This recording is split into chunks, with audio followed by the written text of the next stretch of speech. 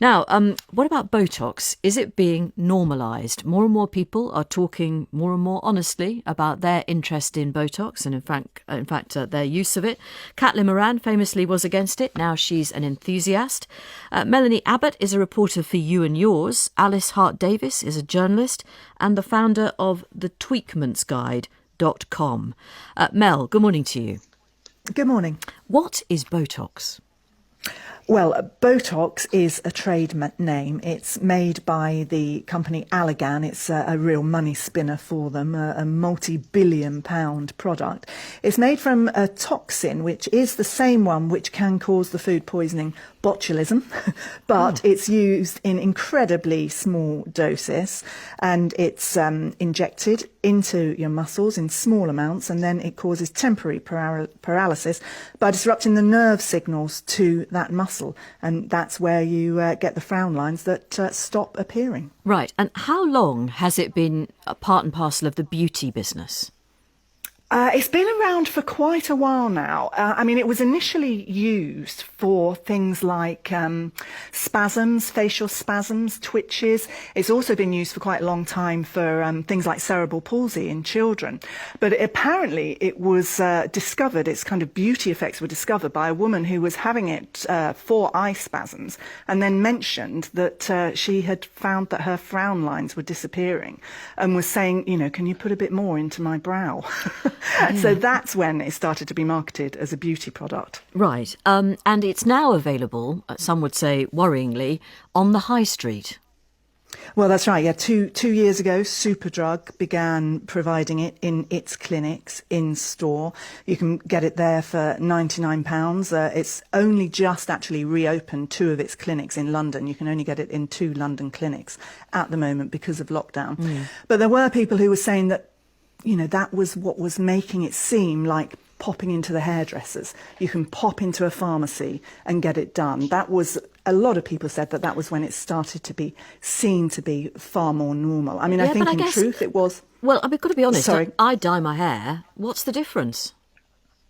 Well, that's what some people argue. But the difference is, I suppose, that this is a medicine. It's a prescription-only medicine. There are those flying under the radar who are getting around those rules, but it is a prescription-only medicine.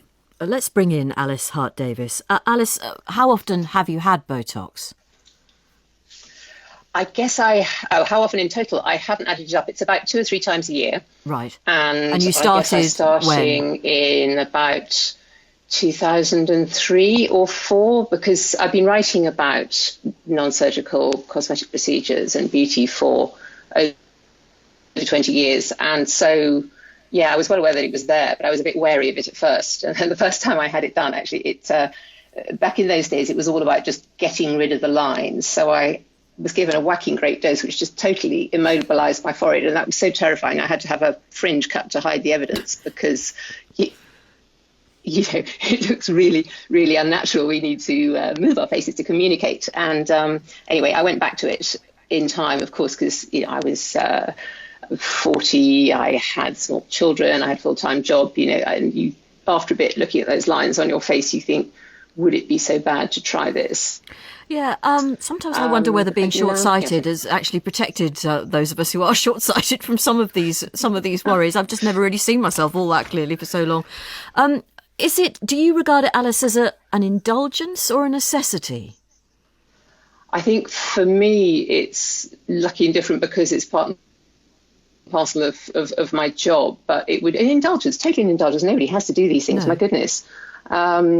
And a lot of people are very vocal about why we shouldn't. It's totally a choice for the individual, but there are quite a few people who were getting very twitchy during lockdown because they have come to regard it as a vital part of their beauty upkeep. To your point about it being like sort of hair dye or something. It's not because it's a medical procedure, but a lot of people just are not interested in knowing what their faces look like when left to go natural. So you're talking about the impact of Zoom and all of us those of us who do work from home occasionally, having to see ourselves in a way that we we may not have done Aren't it, used to it, in the past. Yeah, but you were very young when you first had it done. Can I just ask, did anybody notice? And if they noticed, what did they say? I was 40. I wasn't that young. Oh, that is young. Except that you now get a lot of 25-year-olds doing it preemptively, which I think is awful. But that's another point. So back to what you were asking. Nobody did notice because I got the fringe cut quite quickly, and it was very uncommon in those days. You know, I was already writing articles about how it's so normalised that Kensington ladies think nothing of dropping their other appointments in order to accommodate their Botox practitioner. I was writing that in 1999, but that's a minority. There's nothing all that normal about living in or around Kensington in West London, is there? Totally true. Yep, and this was that kind of London features stuff, trying to make it all sound like whatever. But it scared me not being able to move my face, so that's why I didn't go back to it. But then you discover the better practitioners who have a more subtle touch with it, because all I want really is softening the kind of pleat I get between my eyebrows. And what drove me to it was when people like my mother started to say, "Why are you looking so anxious?" When I wasn't anxious at all. I was just thinking. Yes, this opens the rather large maternal can of worms, doesn't it? But what is wrong? We're all going to die. We're all mortal. What is wrong with just growing old and looking like you are? Because it's better than, frankly, not being alive at all. There is nothing wrong with that. And we know we are lucky to be alive, but a lot of women choose, whether because of those embedded societal pressures, to want to look fresh. They want to look good for their age as they get older. Or do they just look like they've had Botox?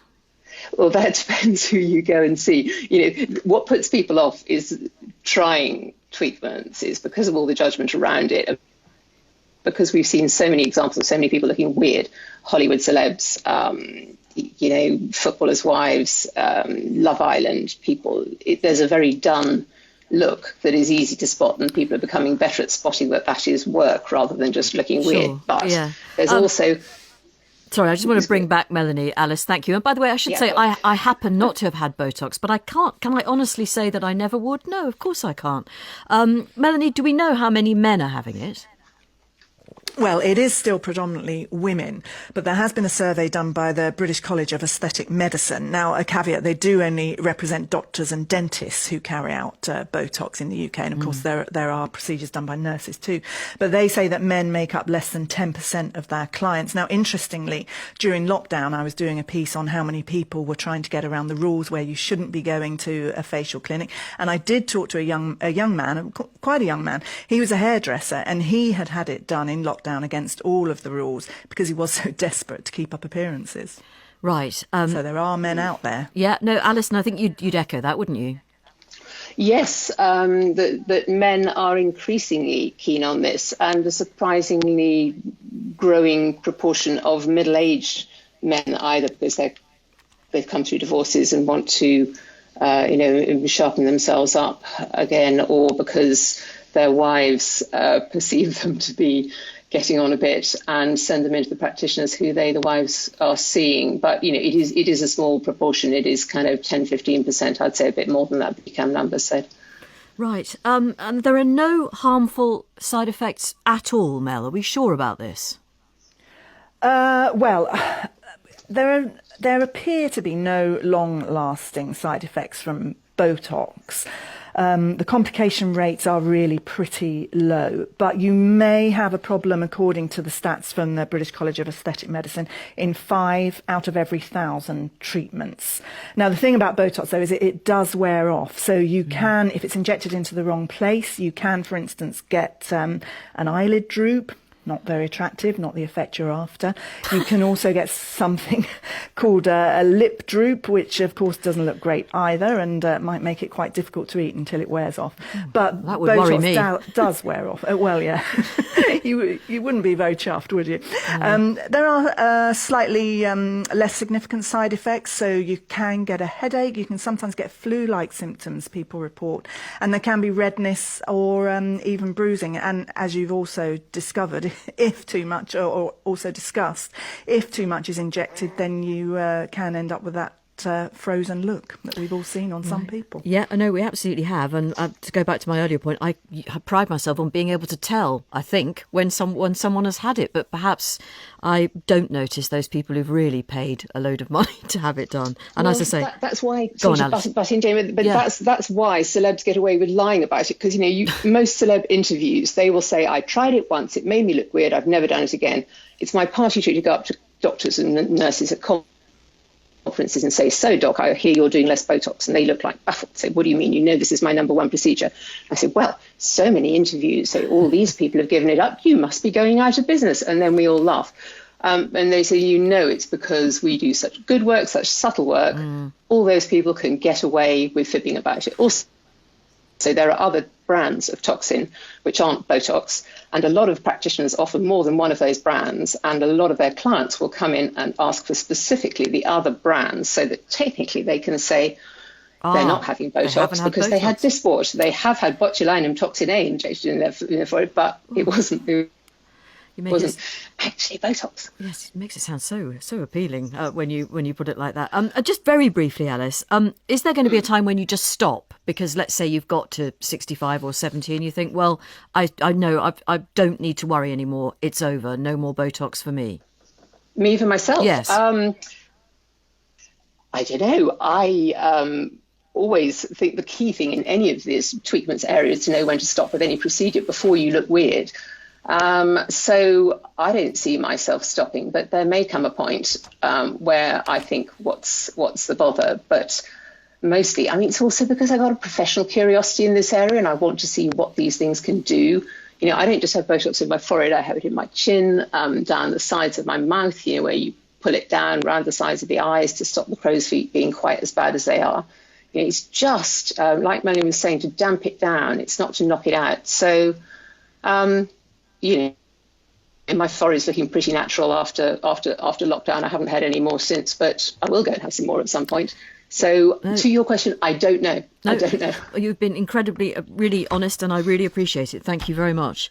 Alice Hart-Davis, who's a journalist and the founder of the Tweakmentguide.com. And you also heard from Melanie Abbott, of course, who's a reporter for the formidable You and Yours. Thanks to Mel for taking part this morning. Your thoughts?